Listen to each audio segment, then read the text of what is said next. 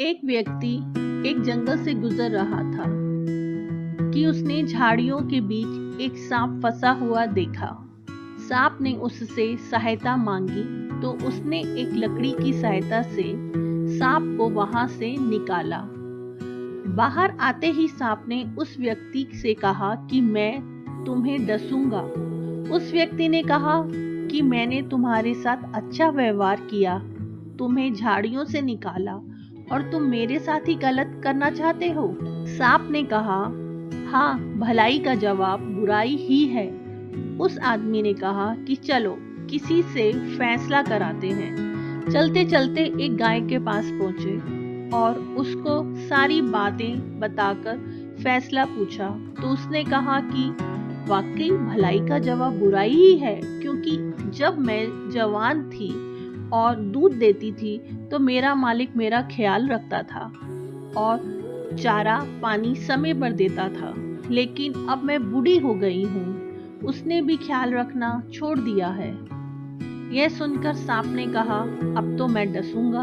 उस आदमी ने कहा कि एक और फैसला ले लेते हैं। सांप मान गया और उन्होंने एक गधे से फैसला करवाया।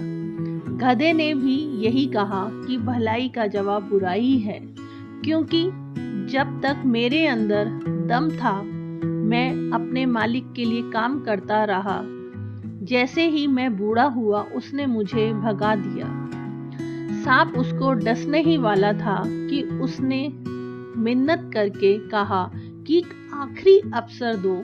सांप के हक में 2 फैसले हो चुके थे, इसलिए वह आखिरी फैसला लेने पर मान गया। अब की बार हम दोनों एक बंदर के पास गए और उसे भी सारी बातें बताई और कहा, फैसला करो। बंदर ने आदमी से कहा कि मुझे उन झाड़ियों के पास ले चलो, सांप को अंदर फेंको और फिर मेरे सामने बाहर निकालो, इसके बाद ही फैसला करूंगा। वह तीनों वापस उसी जगह पर गए।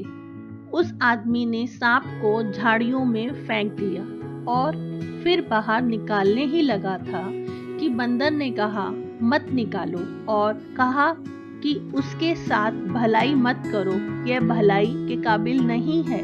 इससे हमें क्या शिक्षा मिलती है? यकीन मानिए तो बंदर हम भारतीयों से ज्यादा बुद्धिमान था। हम भारतीयों को एक ही तरह के सांप बार बार भिन्न भिन्न नामों और तरीकों से डसते हैं, लेकिन हमें यह ख्याल नहीं आता कि यह सांप उनके साथ भलाई करना अपने आप को कठिनाइयों में डालने के बराबर है। जय श्री राम।